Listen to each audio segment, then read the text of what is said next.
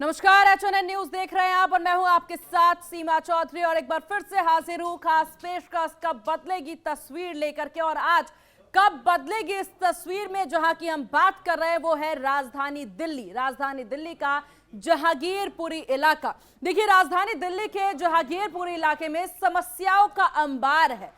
जहां एक तरफ साफ सफाई है तो दूसरी तरफ यहां पर जल भराव की समस्या है, तो तीसरी तरफ जाम की समस्या से जनता परेशान है।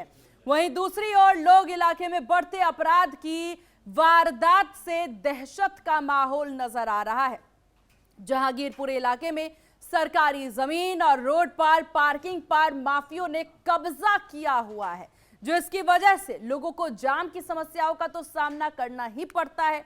लेकिन हैरत की बात यह है कि प्रशासन की नाक के नीचे हो रही इस अवैध पार्किंग की इस गोरख धंधे पर किसी भी तरह की कार्रवाई नहीं की जा रही है। इसकी वजह से जो पार्किंग संचालक टेंडर लेकर के पार्किंग चलाते हैं उनके भी परेशानियों का वो भी देखिए सामना करते नजर आ रहे हैं।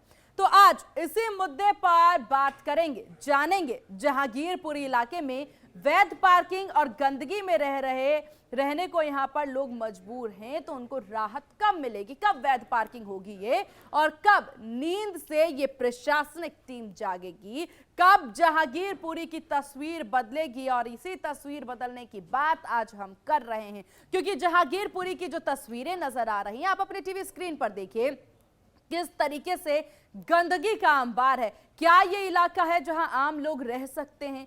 क्या ये स्थिति है जहां पर पानी देखिए जल जमाव की स्थिति नजर आ रही है? और ये बेहद ही दुर्भाग्यपूर्ण तस्वीरें राजधानी दिल्ली की। यहां रह रहे लोगों का इस पर किस तरह से रिएक्शन है, कितना वो परेशान है, आप भी सुनिए।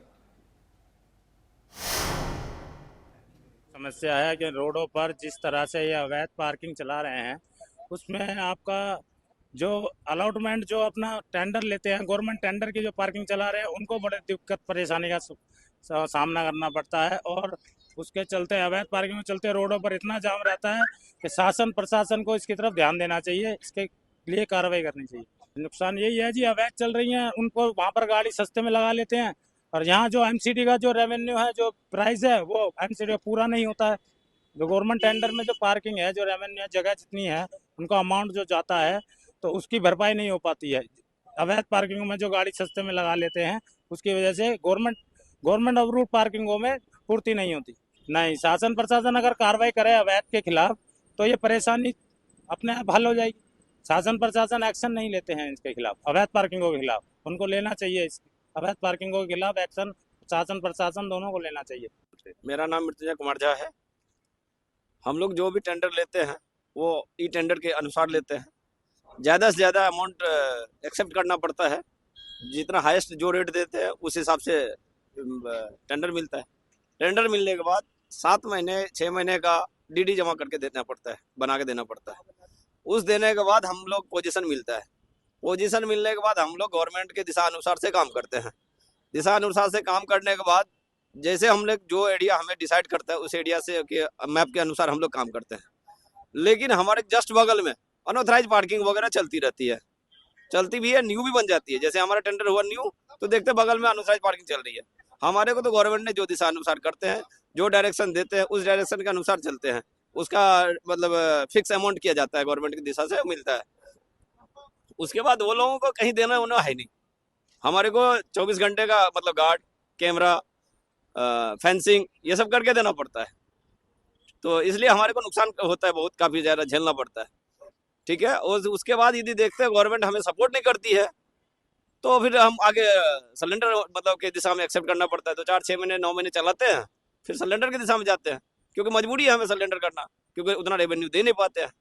और हमारे जैसे बहुत सारे भाई है जिसको ये मजबूरी रास्ता उठाना पड़ता है। देखो, हालात तो बहुत ही बुरे हैं। मैं खुद का भुक्तभोगी हूँ कि परसों मेरी गाड़ी का शीशा तोड़ दिया, जिसके बाद मैंने 100 नंबर की कॉल की। इससे पहले भी मतलब 2-3 महीने में एक आध बार मेरे साथ हादसा कोई ना कोई होता रहता है। आज तक पुलिस किसी को नहीं पकड़ पाई।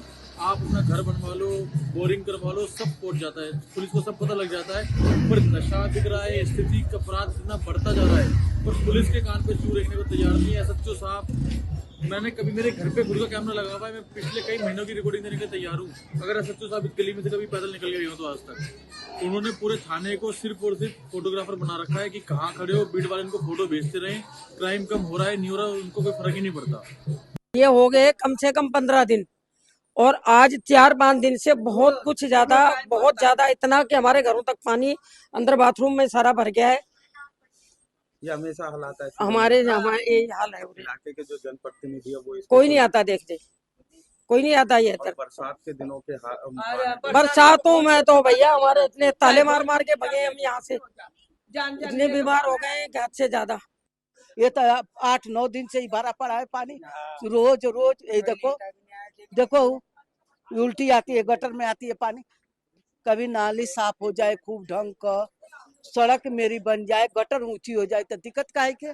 तो अब हम लोग काहे के कहेंगे, काहे के परेशानी होगी, काहे के कहेंगे बाबू। समस्याओं से गुजरना पड़ता है। ये नाली से पानी निकलता है, गटर से निकलता है, ये गटर नीची है।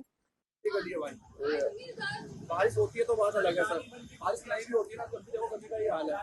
हम थोड़ा काम करा तो गली का सूखा है, पूरी गली भरी हुई थी पानी से। यहाँ पर बारिश ना हो ये हाल रखा है गली का, सफाई होगी नहीं, पार्क में भी सफाई नहीं, पार्क में कोई प्रोग्राम वगैरह करते हैं हम तो अपने आप सफाई करते हैं, गली के सारे लड़के हैं। और यहाँ पर कूड़ा फेंक के ढेर लगा रखा है, वो कूड़े की गिनती नहीं है, जो मर्जी आके पूरा कर देते हैं। तो यार साफ सफाई वाले समय से आते हैं, साफ सफाई वाले तो आते हैं, पर वो चीज़ पे नहीं है जो चीज़ पे होना चाहिए। ऐसे काम जैसे एमसी को करना चाहिए ना, वो तरीका नहीं है करने का। कैसे कहने को कंप्लेंट करेंगे जब काम होते, इससे पहले वो काम नहीं होता। अगर यहाँ के हालात बदलने हो तो किन चीजों से जल्दी बदल दिए जा सकते हैं? ये है कंप्लेंट, प्रशासन ठीक हो, ऊपर जो गद्दी में बैठते हो प्रशासन ठीक हो, काम करे कहने को तो सही है सब कुछ। प्रशासन ठीक नहीं है तो कुछ ठीक नहीं, प्रशासन ठीक है तो सब कुछ। जहांगीरपुरी इलाके में जब हमने जन समस्याओं को जानने के लिए ग्राउंड जीरो पर उतरे तो यहाँ देखा कि साफ सफाई, जाम, रोडों पर अतिक्रमण एक बड़ी समस्या थी। वहीं इसके साथ साथ लगातार जहांगीरपुरी इलाके में बढ़ते अपराध, नशे का अंबार और सरकारी जमीनों पर पार्किंग माफियाओं का कब्जा भी एक बड़ी समस्याएं बना हुआ था।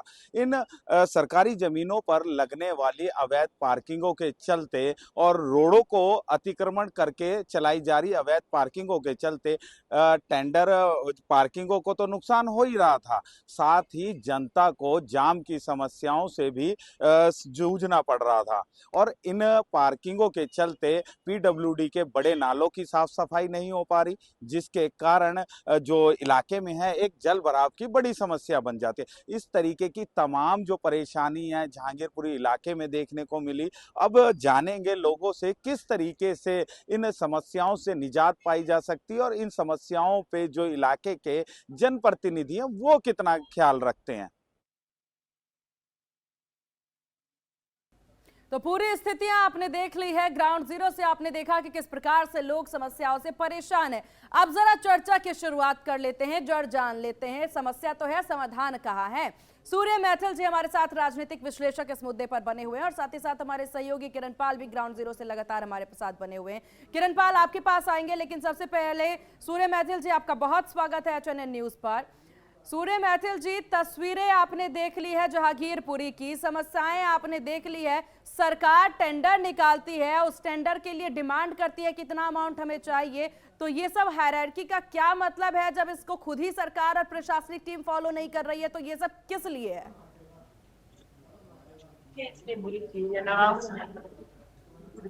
धन्यवाद सीमा जी। पहले तो आपको और चैनल के सभी दर्शकों को भारत माता के जय, वंदे मातरम। और इस समस्या के प्रति आपने ध्यान दिया है, ये पूरे देश की समस्या है।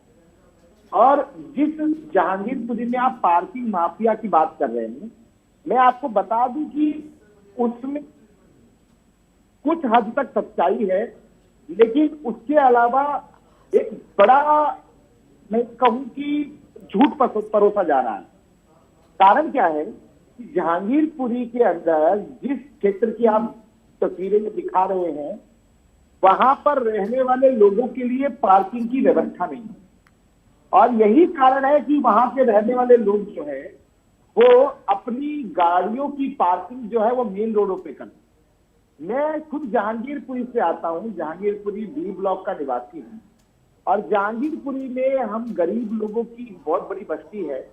उस गरीब बस्ती के अंदर हम लोग वैन चलाने वाले लोग भी रहते हैं, ई रिक्शा चलाने वाले लोग भी रहते हैं, ऑटो चलाने वाले लोग भी रहते हैं, और हम गरीब हर प्रकार का काम करने वाले लोग वहां रहते हैं। और हमारे जो छोटे मोटे वाहन है उनको यदि हम पार्क करने की कोशिश करें तो पार्क करने के लिए कोई व्यवस्था वहां पे नहीं है। और इस चीज को पिछले कई वर्षों से जहांगीरपुरी के लोग उठा रहे हैं कि जहांगीरपुरी में एक पार्किंग होनी चाहिए, सरकारी पार्किंग होनी चाहिए। और यही कारण रहा कि जहांगीरपुरी के जो डबल ई का जो हिस्सा है उसके आगे जो कब्जा हो चुकी जमीन थी उसको फ्री कराने का काम भी भारतीय जनता पार्टी के लोगों ने किया हुआ।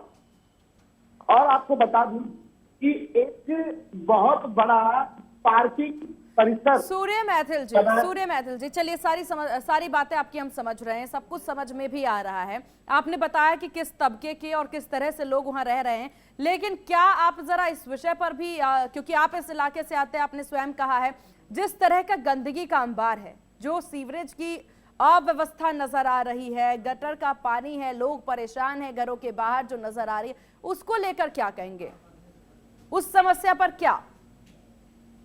देखिए ये मैं आपको स्पष्ट रूप से कहना चाहूंगा, इको हो रही है प्लीज ठीक करवाइएगा। मैं स्पष्ट रूप से कहना चाहूंगा कि जहांगीरपुरी के संग सदैव दुहात किया गया, चाहे वो कांग्रेस की सरकार हो और चाहे वो सरकार हो आम आदमी पार्टी की। इन्होंने जहांगीरपुरी के अंदर सीवेज व्यवस्था पे कभी कार्य नहीं किया। आप देखिए जहांगीरपुरी 3 हिस्सों में बटा हुआ है। पहले 10 साल आदर्श नगर में पवन शर्मा जी विधायक थे, साथ में बादुरी में अजय यादव जी विधायक थे, 15 साल से बुराड़ी के विधायक संजीव झा है। वो जहांगीरपुरी में फटकते नहीं है। और जहांगीरपुरी की सीवेज व्यवस्था भगवान भरोसे चलती है। वो तो भला है कि स्टेट में भारतीय जनता पार्टी की सरकार आई है तो इस समय में सीवेज विभाग सुनवाई कर रहा है। और मैं आपको बता दूं कि एमसीडी में हमेशा भारतीय जनता पार्टी वाले के रामचंद्र बंसीवाल जी रहे। लेकिन देखिए सरकार जो भी आई है, राजधानी की स्थिति ऐसी है, केंद्र में तो भाजपा की सरकार बहुत पहले से है, एक भारी भरकम बजट भी पास होता है, नगर निगम में भी बहुत बार भाजपा की सरकार देखने को मिली है। इन अव्यवस्थाओं पर पर्दा डालने के लिए किसी पार्टी को यहाँ पर दिल्ली ने ऐसा नहीं है कि मौका नहीं दिया है कि आप इस अव्यवस्थाओं को ठीक करें। दिल्ली ने सबको मौका दिया है, लेकिन अव्यवस्थाएं फिर भी बरकरार है। आएंगे आपके पास सूर्य मैथिल जी, हमारे साथ शाहिद उस्मानी जी भी बने हुए हैं, कांग्रेस नेता। शाहिद साहब बहुत स्वागत है आपका HNN न्यूज पर। शाहिद उस्मानी जी, जिस तरह की तस्वीर जहांगीरपुरी से नजर आ रही है, यहाँ पर बार बार जानकारों के द्वारा कहना होता है कि जब दिल्ली में यहाँ पर बसाया जा रहा था दिल्ली का, तब आप लोगों ने सीवरेज पर और बाकी व्यवस्थाओं पर ध्यान नहीं दिया, और उसके बाद अब जाकर के वो व्यवस्थाएं उभर कर नजर आ रही है। देखिए मैम, जिस तरह से मेरे साथी थे जो कह रहे थे कि अब भारतीय जनता पार्टी आई, अब कुछ सुधार होगा। आप देखिए 2013 से पहले जब शीला दीक्षित की सरकार थी, 3 टर्म रही, तो किसी तरह का कोई अवैध पार्क में झगड़ा नहीं, कोई सीवेज की प्रॉब्लम नहीं, नालियों की कोई प्रॉब्लम नहीं, आप कैमरों के झगड़े जो हो रहे हैं उसकी नहीं, कोई क्राइम नहीं होता था जहांगीरपुरी में। इसकी सबसे बड़ी वजह यह है कि जैसे ही सत्ता चेंज हुई, आम आदमी पार्टी की आई सरकार, वो 3 बार मुख्यमंत्री रहे, उन्होंने क्या करा है वो देख लीजिए आप। अब जो भारतीय जनता पार्टी आई है, पिछले 1 साल से 4 इंजन की सरकार है। भारत सरकार भी इनकी है, दिल्ली सरकार भी इनकी है, एमसीडी भी इनके पास है और एलजी भी इनका है। अब कहाँ है विकास?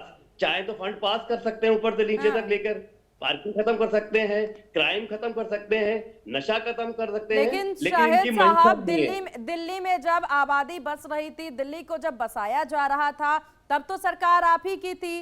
तब तो देखिए आज के समय पर जो सबसे पहले इंफ्रास्ट्रक्चर पर ध्यान दिया जाता है, डेवलपमेंट पर ध्यान दिया जाता है, कहा जाता है कि सबसे पहले हम निकासी पर फोकस करें, सीवरेज व्यवस्थाएं बनाए, गैस पाइपलाइन पर आजकल ध्यान दिया जाता है। तो शहर बसने से पहले तो जरूरी है ना कि इन व्यवस्थाओं पर ध्यान दिया जाए। उन्हीं व्यवस्थाओं का तस्वीर जो है वो जहांगीरपुरी से सामने आ रही है, जहां पर गटर से पानी उबलकर बाहर आ रहा है, लोग जो वहां रह रहे हैं वो परेशान है, छोटी छोटी गलियां हैं और अव्यवस्थाओं का अंबार है। ये मैम जिम्मेदारी से पल्ला झाड़ने वाली बात है। 15 साल शीला दीक्षित सरकार रही, अब सीवर वगैरह, नालियां वगैरह जो भी काम हुए, फ्लाईओवर बने, तो अब ये 3 बार मुख्यमंत्री रहे अरविंद केजरीवाल, इन्होंने क्या किया? अब ये भारतीय जनता पार्टी वाले हैं, इन्होंने क्या किया? अब पुराने मुद्दे जो शीला दीक्षित ने क्या करा, नेहरू जी ने क्या करा, उन्हीं की दुहाई देके उन्हीं को दोष देते रहेंगे। तो पब्लिक को जो वोट दिया है आप लोगों को, भारतीय जनता पार्टी को मैंडेट दिया है, शुरुआत की तो बात जरूर की जाएगी ना शाहिद साहब। चलिए ठीक है, आएंगे आपके पास। हमारे साथ विनीत गौतम जी भी बने हुए हैं, आम आदमी पार्टी से नेता हैं हमारे साथ। विनीत जी, बहुत स्वागत है आपका HNN न्यूज पर। विनीत जी, आज हम जहांगीरपुरी की तस्वीर बदलने की बात कर रहे हैं। कांग्रेस नेता भी हमारे साथ बने जो बार बार ये कहते नजर आ रहे हैं, 2 बार आपकी भी सरकार दिल्ली में रही है, बावजूद इसके जहांगीरपुरी की तस्वीर क्यों नहीं बदली? ऐसी अव्यवस्था पर आज 2025 में हमें क्यों बात करनी पड़ रही है? देखिए, ये तो शुरू से भाजपा के लोगों की आदत ही रही है कि पिछली सरकारों पर ठीकरा फोड़ते हैं। आज इनकी सरकार को आए हुए लगभग 1 साल का टाइम होने जा रहा है। सब कुछ इनका है, LG इनका है, नगर निगम में सरकार इनकी है, राज्य में सरकार इनकी है, सब कुछ इनके बावजूद ये कुछ काम करने के बदले पुरानी सरकारों को जब दोष सरकार लगाते हैं। जहांगीरपुरी 1 साल में ये गंदगी नहीं हुआ है विनीत जी, जानकारी के लिए बता दें, भजनपुरा, जहांगीरपुरी, ये सब जो इलाका है, ये 1 साल में इस तरह की स्थिति नहीं हुई है। सरकार आपकी भी थी, तो जरा शुरुआत माफीनामे से ही शुरू करे तो ज्यादा अच्छा रहे। नहीं, बिल्कुल। देखिए, इस अभी जो सरकार है, इससे पहले जो है यहाँ पे 3 हिस्सों में सरकार बटी हुई है। इसमें ऐसा नहीं कि सिर्फ आम आदमी पार्टी के लोग जीते हुए थे, सब जगहों पे बीजेपी के लोग भी जीते हुए थे। तो नाली का जो बिल्कुल रख रखाव की जिम्मेदारी है वो पूरी तरह से MCD की है। तो MCD में सिर्फ और सिर्फ ऐसा ही क्योंकि ये दूसरों पर ठीकरा फोड़ते। इनके पार्षदों ने क्या किया, पूरी इनकी सरकार थी, मेयर इनके थे, सब कुछ इनके थे, तो उस टाइम पे क्यों नहीं उन्होंने साफ किया? उस टाइम विनीत जी, एक बार फिर से आपने क्या किया, पहले उस पर बात करेंगे। उन्होंने क्या किया उसके बाद उनसे पूछेंगे। आपने क्या किया ये बताइए। जहांगीरपुरी की गंदगी का अंबार आप भी देख रहे हैं, गंदगी किस कदर है। मैं भी दिल्ली में 25 सालों से रह रही हूं, मैं भी ये देख रही हूं कि किसकी सरकार रही है, क्या क्या काम वहां पर हुए हैं, है ना? तो ये गुमराह करने वाली तो कोई बात ही नहीं है। नहीं, जिस एरिया से मैं आता हूँ वहां पर 2.5 साल से अभी फिलहाल में भाजपा के पार्षद है। हाँ। तो इससे पहले इतनी गंदगी कभी नहीं हुई। इससे पहले डेली में हमारे यहाँ पे रूटीन में सफाई होती थी। आज जब 2.5 साल बीत चुका है, कोई हमें सफाई कर्मी नजर नहीं आता, कोई डिशिल्डिंग नहीं होती, कोई नाली सफाई व्यवस्था ही नहीं है। जो हमारे यहाँ के मौजूदा पार्षद है, वर्तमान में वो चेयरमैन भी है जोन के, उसके बावजूद वो कुछ नहीं करते। 2.5 साल पहले अगर हमने माना हमने कुछ नहीं किया, उस टाइम पे तो ऐसी दुर्दशा नहीं थी नालियों की, उस टाइम तो इतना पानी नालियों का बाहर आता नहीं था। तो 2.5 साल होने के बावजूद भी अगर 2.5 साल जी विनीत जी थी अव्यवस्था पहले भी थी और अभी भी है। सवाल इसीलिए हमने सभी को आज बिठाया और सभी से सवाल इसीलिए पूछ रहे हैं कि शुरू से लेकर अभी तक जहांगीरपुरी में क्यों नहीं बदलाव हो रहे हैं। पार्किंग की इतनी ज्यादा अव्यवस्था है, नालियों की वजह से लोग परेशान हो रहे हैं। तो ऐसी अव्यवस्था, इसीलिए हम विनीत जी बात करें। आप कह रहे हैं कि नहीं थी, तो मैं आपको बता दूं थी, पहले भी थी, आपने ध्यान नहीं दिया।